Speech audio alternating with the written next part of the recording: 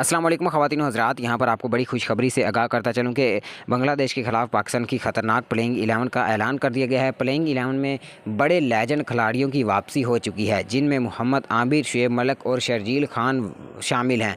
मोहम्मद आमिर की वापसी हुई है, शर्जील खान की वापसी हुई है और शुएब मलिक की बांग्लादेश के ख़िलाफ़ पाकिस्तान स्क्वाड में वापसी हुई है। जी हाँ दोस्तों, मुकम्मल तफसील से आपको आगाह करूँगा।